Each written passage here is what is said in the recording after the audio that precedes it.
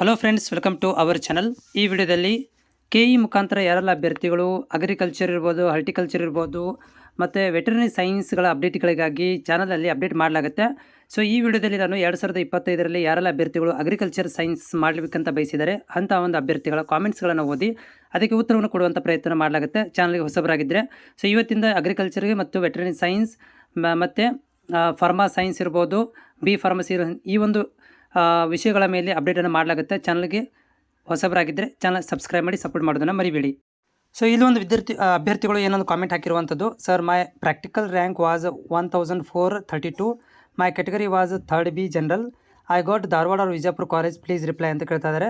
So 1432ಕ್ಕೆ ನಿಮಗೆ seat ಸಿಗುತ್ತೆ, but ತೊಂದರೆ ಇಲ್ಲ. ಆದರೆ ಧಾರವಾಡ ಅಥವಾ ವಿಜಯಪುರದಲ್ಲಿ ಸಿಗುತ್ತೆ ಅಂತ ಹೇಳಿ ಕಷ್ಟ ಆಗುತ್ತೆ. ಸೊ ಈ ವರ್ಷ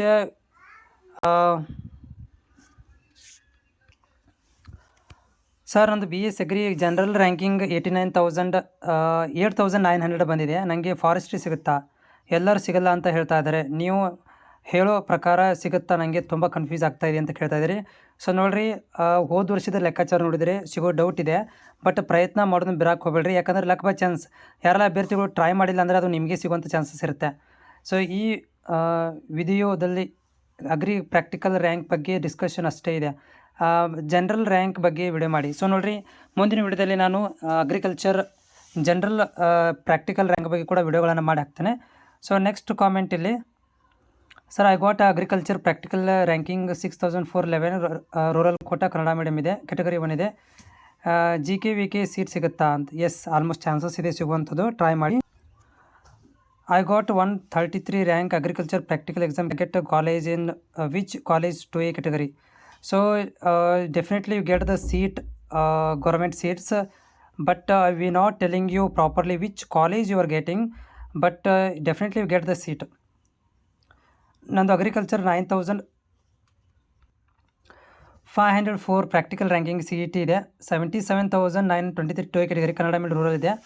ಸೊ ನನಗೆ ಸೀಟ್ ಸಿಗುತ್ತೆ ಅಗ್ರಿಕಲ್ಚರಲ್ಲಿ.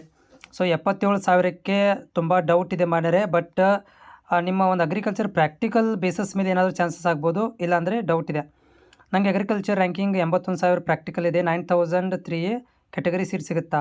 ಸೊ ನೋಡಿ, ರ್ಯಾಂಕಿಂಗ್ 81,000 ಫಸ್ಟ್ ರೌಂಡಲ್ಲಿ ಕಟ್ ಆಫ್ ಆಗೋದು ತುಂಬ ಕಷ್ಟ ಇದೆ. ಸೊ ಫಾರೆಸ್ಟ್ರಿ ಬಗ್ಗೆ ವಿಡಿಯೋ ಮಾಡಿ ನಾನು ಮಾಹಿತಿನ ಕೊಡ್ತೇನೆ. ಸೊ ಪ್ಲೀಸ್ ರಿಪ್ಲೈ ಮಾಡಿ.